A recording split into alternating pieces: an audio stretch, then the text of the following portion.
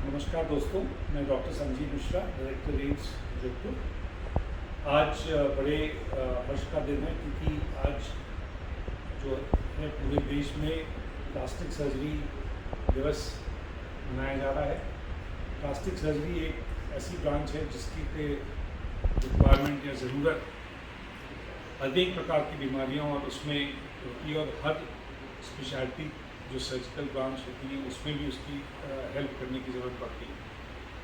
बहुत सी बीमारियों में सबको पता है कि अगर जुकाम है या कोई नाक कान गले की बीमारी है तो उनकी डॉक्टर को दिखाइए, कोई बच्चों की बीमारी है तो बच्चों को डॉक्टर दिखाइए। पर अक्सर लोगों को ये नहीं समझ में आता कि प्लास्टिक सर्जन को किस प्रकार की तकलीफ या बीमारी हो उसमें दिखाना। इसकी एक अवेयरनेस सोसाइटी में, जनरल पब्लिक में कम है, और साथ में ये इसकी अवेयरनेस जनरल मेडिकल प्रोफेशन में भी कम है। एम्स जोधपुर ने आज ये प्लास्टिक सर्जरी डे के दिन एक पूरा इस अवेयरनेस क्रिएट करने के लिए प्लास्टिक सर्जरी एक अवेयरनेस वीक 15 जुलाई से 21 जुलाई के बीच में रखा है, जिससे कि ये पब्लिक में और सब डॉक्टर्स में प्लास्टिक सर्जरी स्पेशलिटी की इम्पोर्टेंस क्या है, किन लोगों को प्लास्टिक सर्जन को दिखाना चाहिए, किन बीमारियों को प्लास्टिक सर्जन देखते हैं, ठीक करते हैं, और प्लास्टिक सर्जन्स का जो सोसाइटी में रोल है उसको के लिए जागरूकता पैदा करने के लिए ये रखा है। उम्मीद करते हैं कि इस सप्ताह से लोगों में प्लास्टिक सर्जरी के बारे में इम्पोर्टेंस मालूम पड़ेगी, क्योंकि एक ये बहुत ही इम्पोर्टेंट स्पेशलिटी है जिसमें कि डिफरेंट ब्रांचेस के साथ काम करना और इंडिपेंडेंटली बहुत सी बीमारियों को प्लास्टिक सर्जन देखते हैं।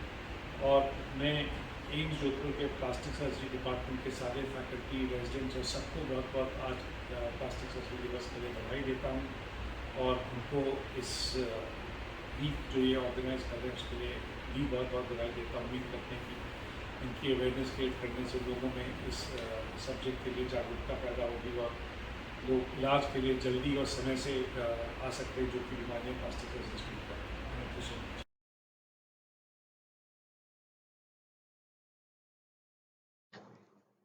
नमस्कार दोस्तों, आज के इस कार्यक्रम में मैं आप सभी का हार्दिक स्वागत करना चाहता हूं। मैं डॉक्टर अनिकेत दवे, सहायक आचार्य यानी assistant professor, department of burns and plastic surgery, Akhil Bharatiya Ayurvigyan संस्थान जोधपुर। बीते गुरुवार के दिन यानी कि 15 जुलाई को विश्व प्लास्टिक सर्जरी दिवस मनाया गया, और इसी की नींव में इस साल अखिल भारतीय आयुर्विज्ञान संस्थान जोधपुर में बर्न्स एवं प्लास्टिक सर्जरी विभाग के द्वारा प्लास्टिक सर्जरी जागरूकता सप्ताह का आयोजन किया जा रहा है 15 से 21 जुलाई तक। इस दौरान बर्न्स एवं प्लास्टिक सर्जरी विभाग द्वारा अनेक कार्यक्रम का आयोजन किया जा रहा है, जिनसे कि आम जनता में प्लास्टिक सर्जरी के बारे में थोड़ी जागरूकता फैले और कुछ भ्रांतियां दूर हो। सबसे पहले मैं आप सभी को हमारे विभाग के बारे में कुछ जानकारी देना चाहता हूँ। हमारे विभाग का एड्रेस व फोन नंबर जो है वह आप स्क्रीन पर अभी अपने देख सकते हैं। यदि आपको प्लास्टिक सर्जरी से संबंधित कोई भी जानकारी चाहिए तो आप इन नंबर पे या इस एड्रेस पे हमसे संपर्क कर सकते हैं। एम्स जोधपुर में पिछले 4 साल से प्लास्टिक सर्जरी विभाग काम कर रहा है। अभी इस वक्त हमारे यहाँ पे 6 पूरी तरह क्वालिफाइड प्लास्टिक सर्जरी के फैकल्टी मेंबर्स हैं। इसके अलावा ट्रेनिंग प्रोग्राम भी चलता है एमसीएच प्लास्टिक सर्जरी में, और प्लास्टिक सर्जरी से संबंधित सभी बीमारियों का इलाज हमारे यहाँ किया जाता है, और इन बीमारियों के बारे में मैं आगे आपको विस्तार में जानकारी दूंगा। पर इससे पहले मैं आपके साथ एक बेहद दिलचस्प तथ्य साझा करना चाहता हूँ। क्या आप जानते हैं कि दुनिया के पहले प्लास्टिक सर्जन वे भारत में ही रहते थे? उनका नाम था सुश्रुत। वे आज से लगभग 2800 साल पहले प्लास्टिक सर्जरी की कई सारी तकनीकों का इस्तेमाल करते थे। इतने सालों पहले, जब आज की तरह मॉडर्न सुविधाएं नहीं उपलब्ध थी, तब वे जटिल ऑपरेशन करके लोगों की सहायता करते थे।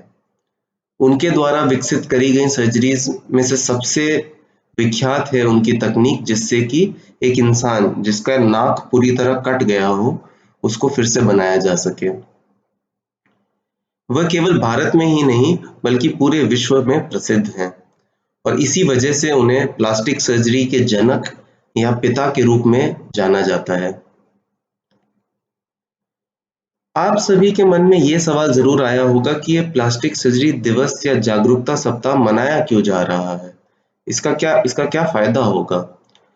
तो इसकी दो वजह हैं। सबसे पहले, जैसे कि हमारे निर्देशक सर ने आपको बताया कि आम जनता में प्लास्टिक सर्जरी के बारे में बेहद कम जानकारी है। लोगों को ये नहीं पता कि प्लास्टिक सर्जन के पास किन बीमारियों के लिए और कब जाना चाहिए। दूसरी बड़ी वजह है कि प्लास्टिक सर्जरी के बारे में लोगों में कई भ्रामक जानकारियां हैं और ये जो भ्रांतियां हैं ये ज्यादातर जो है वह मूवीज या सोशल मीडिया से फैली हुई हैं और ये सारी गलतफहमियां जो है वो हम दूर करना बहुत ही आवश्यक है। तो इन वजहों से ये कार्यक्रम का आयोजन किया जा रहा है और हम उम्मीद करते हैं कि आप सभी को इसका फायदा होगा। तो आइए हम कुछ प्रचलित भ्रांतियों और उनसे जुड़ी हुई सच्चाइयों के बारे में जानते हैं। सबसे पहली जो भ्रांति है वो ये है कि प्लास्टिक सर्जरी यानी केवल कॉस्मेटिक सर्जरी। कॉस्मेटिक सर्जरी यानी सुंदरता को बढ़ाने के लिए करे जाने वाली सर्जरी। तो ये बिल्कुल गलत है। यकीनन कॉस्मेटिक सर्जरी भी एक प्लास्टिक सर्जरी का ही एक हिस्सा है, पर वह एक छोटा हिस्सा है। प्लास्टिक सर्जरी में सिर से लेकर पैर तक कई विकृतियों और बीमारियों का इलाज किया जाता है। कॉस्मेटिक सर्जरी और प्लास्टिक सर्जरी एक ही चीज नहीं है। जो अगली भ्रांति लोगों में रहती है वह है कि चेहरा बदला जा सकता है। जैसा कि मूवीज में दिखाया जाता है कि एक इंसान का चेहरा पूरी तरह बदल के किसी दूसरे इंसान जैसा कर दिया जाता है। अक्सर हमारे पास मरीज भी आते हैं जो कहते हैं कि हमें फलाना हीरो है उसके जैसी शक्ल बना दीजिए हमारी। तो इसकी जो सच्चाई ये है कि प्लास्टिक सर्जरी में कोई जादू की छड़ी नहीं होती है कि छड़ी घुमाई और एक मंत्र पढ़ा और चेहरा पूरी तरह बदल गया। ऐसा नहीं होता है। हाँ, चेहरे में कुछ बदलाव जरूर किए जा सकते हैं, लेकिन चेहरे को पूरी तरह बदल के किसी और के चेहरे जैसा बनाना ये मुमकिन नहीं होता है। तीसरी जो भ्रांति है वो है कि प्लास्टिक सर्जरी में प्लास्टिक की आवश्यकता होती है या प्लास्टिक लगाया जाता है। कई बार मरीज भी आते हैं, वो पूछते हैं कि प्लास्टिक लगाया जाएगा क्या हमारे? तो हालांकि ये कुछ लोगों को तो इसकी असलियत जरूर मालूम होगी, पर सच्चाई ये है कि प्लास्टिक जो है वह एक ग्रीक शब्द से आया है, प्लास्टिकोस नाम का, जिसका मतलब होता है आकार देना। क्योंकि प्लास्टिक सर्जरी में जो हम करते हैं, जो सर्जरीज करते हैं, उसमें शरीर के किसी अंग का आकार बनाया जाता है, बदला जाता है और इसी वजह से इसको प्लास्टिक सर्जरी कहा जाता है। तो चलिए अब मैं आपको बताता हूँ कि प्लास्टिक सर्जरी में आखिर किन बीमारियों या विकृतियों का इलाज किया जाता है। तो सबसे पहले आप देखेंगे, आप स्क्रीन पे शायद ये तस्वीरें देख सकते हैं। तो बाईं ओर जैसे आप देख रहे हैं ये बच्चों की तस्वीरें हैं, उनके चेहरों की। और जैसा कि आप देख रहे हैं बच्चों का या तो होठ कटा हुआ है या तालू कटा हुआ है। और यह जो बीमारी है ये जन्मजात होती है। जब बच्चे पैदा होते हैं तभी से इस इस तरह की होठ या तालू में कटा हुआ होता है और इन बच्चों को आगे जाके कई दिक्कतें आती हैं, जैसे खाना खाने में दिक्कत आती है, बोलने में आवाज ठीक से नहीं निकलती है और दिखने में भी ठीक अलग दिखते हैं लोगों से। तो बड़े होते हैं तो इनमें मानसिक दिक्कतें भी काफी आती हैं। तो पर इन बच्चों को अगर सही समय पे लाया जाए प्लास्टिक सर्जरी विभाग में, तो इनका पूरी तरह से उपचार किया जा सकता है और इनको एकदम नॉर्मल के करीब, बिल्कुल नॉर्मल जितना ही अच्छा बना के ठीक किया जा सकता है ताकि एक नॉर्मल जिंदगी जी सके। इसी तरह कुछ जन्मजात हाथ की भी विकृतियां होती हैं, जैसे कुछ तस्वीरें आप यहाँ देख सकते हैं कि उंगलियां जुड़ी हुई होती हैं, या तो उंगलियां ज्यादा होती है नॉर्मल से, जैसे हमारे हाथ में 5 की जगह 6 या 7 भी उंगलियां हो सकती हैं, या उंगलियां कई बार टेढ़ी मेढ़ी या मुड़ी हुई होती हैं जन्मजात। तो प्लास्टिक सर्जरी से इनका भी निवारण किया जा सकता है। इनको इनका इलाज करके इनको बिल्कुल नॉर्मल काफी हद तक बनाया जा सकता है, वरना इनको काम करने में दिक्कतें आ सकती हैं बच्चों को, जैसे स्कूल में पेन पकड़ने से लेके खेल कूद में। तो इन सभी के लिए भी प्लास्टिक सर्जरी का उपयोग होता है। यहाँ आप देख सकते हैं कि हाथ में कैसे गंभीर चोट लग गई है इस व्यक्ति को, या तो जैसे यहाँ एक्सरे में आप देख सकते हैं कि हड्डी टूट गई है हाथ की। और अक्सर इस तरह की चोटें या तो किसी तेज धार वाले औजार जैसे चाकू इत्यादि से लग सकती है, अथवा फैक्ट्रीज में या खेतों में काम करते समय मशीनों में हाथ आ जाता है, उसकी वजह से चोटें लग जाती हैं, या तो कार एक्सीडेंट या बाइक एक्सीडेंट में भी इस तरह की चोटें लगती हैं। तो इन सभी चोटों का जो इलाज है वह भी प्लास्टिक सर्जरी के द्वारा किया जाता है। इसके अलावा पैरों पे घाव हो जाते हैं, या तो चोट लगने की वजह से, या फिर कई बार डायबिटीज जैसी बीमारियां होती हैं, उसमें भी पैरों पे घाव बन जाते हैं। काफी बड़े और गहरे घाव होते हैं जब, जैसे कि आप इन तस्वीरों में देख सकते हैं।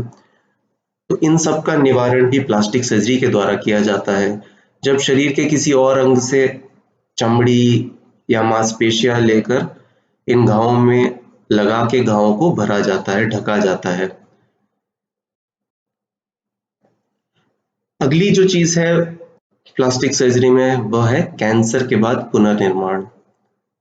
कैंसर एक काफी खतरनाक बीमारी हो सकती है, और जब कैंसर का कई बार इलाज होता है वह सर्जरी के द्वारा किया जाता है, जिसमें कि जो अंग जहाँ पे कैंसर हुआ है वो पूरा हिस्सा सर्जरी करके निकाल दिया जाता है। जैसे कि आप यहाँ तस्वीरों में देख सकते हैं, गाल पर हो गया है किसी को कैंसर, या तो होठों पे हो गया है, या जबड़ों में हो जाता है। तो इस पूरे हिस्से को जहाँ कैंसर होता है इसको सर्जरी कर कर हटाया जाता है। लेकिन जब इसको हटाया जाता है तो उस हिस्से में एक बहुत बड़ा गड्ढा या छेद रह जाता है। तो उस छेद का क्या किया जाए, या उस गड्ढे का क्या किया जाए, या उस अंग का क्या किया जाए जिसको निकाला गया है। तो उस अंग का जो पुनर्निर्माण है वह भी प्लास्टिक सर्जरी के द्वारा किया जाता है, या चाहे वो चमड़ी हो या मांसपेशियां हो या हड्डी हो, जिनको वहां पे लगाकर फिर से पुनर्निर्माण करके उसी अंग को फिर से बनाया जाए। इसके अलावा एक बहुत ही जटिल इलाज जो होता है वह होता है एक कटे हुए अंग को फिर से जोड़ना। जी हाँ, ये मुमकिन है, बिल्कुल मुमकिन है। और अगर समय से कटे हुए अंग को लाया जाए अस्पताल में जहाँ पे प्लास्टिक सर्जरी की सुविधाएं उपलब्ध हो, तो एक काफी लंबे व जटिल ऑपरेशन के बाद जरूर जोड़ा जा सकता है। जैसे आप इधर तस्वीरों में देख रहे हैं, कई बार मशीनों में आके उंगलियां कट जाती हैं, या जो फैक्ट्रीज में या खेतों में काम कर रहे होते हैं चारा काटने की मशीनों में हाथ आ जाता है, पूरा का पूरा हाथ कट के अलग हो जाता है। और इनको लेकिन सही समय पर लाने पे जरूर जोड़ा जा सकता है। और हमने कई ऐसे मरीजों में उंगलियां व हाथ जोड़े हैं जो कट के अलग हो चुके हैं, और जुड़ने के बाद मरीज तृप्त होकर वापस घर गए हैं। अगली जो बीमारी है या विकृति है जिसका इलाज प्लास्टिक सर्जरी से होता है वो है जलने के बाद की विकृतियां। जलने के बाद जो घाव बन जाते हैं अक्सर, वह घाव तो जरूर भर जाते हैं, पर घाव भरने के बाद कई बार ऐसा देखा जाता है कि वह जो अंग होता है वहां किसी प्रकार की विकृति आ जाती है, वह अंग मुड़ जाता है। जैसे कि आप तस्वीर में देख सकते हैं कि मरीज की जो गर्दन है वो एक तरफ टेढ़ी होके मुड़ गई है, या ये बच्चा है जिसका दायां हाथ जला हुआ है, उसकी उंगलियां सारी ऊपर की तरफ मुड़ गई हैं। तो इस तरह की जो विकृतियां होती है जलने के बाद, इनका भी इलाज प्लास्टिक सर्जरी के द्वारा किया जा सकता है और काफी हद तक इनको नॉर्मल बनाया जा सकता है, जिनसे कि इनकी रोजमर्रा की जिंदगी बेहतर हो सके। आखिर में है कुछ चेहरे की विकृतियां। ये जन्मजात भी हो सकती है और बाद में भी आ सकती हैं। जैसे कि आप इन तस्वीरों में कुछ देख सकते हैं, जैसे कि इंसान का कान छोटा होता है या होता ही नहीं है पैदाइश, तो यह कान फिर से बनाया जा सकता है प्लास्टिक सर्जरी के द्वारा। या तो कई बार चेहरा जो होता है वह टेढ़ा मेढ़ा होता है, एक तरफ चेहरा बड़ा होता है, एक तरफ छोटा होता है, इसका भी इलाज किया जा सकता है। या फिर चेहरे पर या किसी भी शरीर के अंग पर बड़ा सा मस्सा होता है, जैसे आप इस बच्चे के चेहरे पे देख सकते हैं।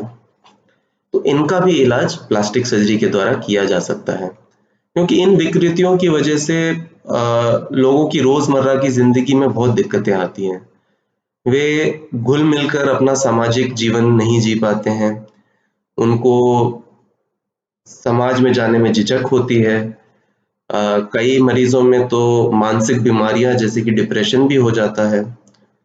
तो इन सब का लेकिन सफलतापूर्वक उपचार किया जा सकता है अगर वह प्लास्टिक सर्जरी में अपना इलाज करवाएं। यही नहीं, हम और भी अनेक बीमारियों का इलाज करते हैं, जो आप यहाँ स्क्रीन पर देख सकते हैं, जैसे कि ब्रेकियल प्लेक्सस इंजरी, यानी उन नसों की चोट जो हमारे हाथ से हम काम करवाती है। अगर इन नसों में चोट लग जाए तो हाथ पैरालाइज हो जाता है, जिसका इस्तेमाल नहीं कर सकते हैं। तो इसका भी इलाज प्लास्टिक सर्जरी में किया जाता है। या तो हाथ या पैरों का सूजन हो जाता है, जिसे लिम्फेडिमा कहते हैं। या बेड सोर, यानी कि ज्यादा देर लेटे रहने से पीठ पर या किसी और हिस्से में शरीर के घाव का बन जाना। या स्तनों की विकृतियां, या चर्बी को किसी हिस्से से हटाना, या तो नाक या कान की विकृतियां हो, या तो बाल लगवाने हो सिर पर मूंछों के लिए या भौहें बनाने के लिए, टैटू या घाव के निशान हटवाने के लिए, या चेहरे की हड्डी में कोई भी चोट आई हो। इन सभी बीमारियों का इलाज प्लास्टिक सर्जरी से किया जाता है और बर्न्स एवं प्लास्टिक सर्जरी विभाग जो एम्स जोधपुर में है, वहां इन सभी बीमारियों का इलाज किया जाता है। तो मैं आशा करता हूं कि आज दोस्तों आपने इस माध्यम से कुछ प्लास्टिक सर्जरी के बारे में थोड़ा जाना होगा, थोड़े जागरूक हुए होंगे, और ये चीज आपको शायद समझ में आई होगी कि प्लास्टिक सर्जरी के द्वारा कई तकलीफों का और कई बीमारियों का समाधान किया जा सकता है। लेकिन उसके लिए आपको ये पता होना चाहिए कि प्लास्टिक सर्जरी में होता क्या है। और मैं आशा करता हूँ कि मेरी इस वार्ता के बाद आपकी जागरूकता इस विषय में कुछ बढ़ी होगी। यदि आपके कोई भी प्रश्न हो तो हमसे ज़रूर पूछें। आप अपने सारे सवाल इस वीडियो के कमेंट सेक्शन में पूछ सकते हैं। हम पूरी कोशिश करेंगे कि आपके सवालों का जल्द से जल्द उत्तर दे सकें। धन्यवाद।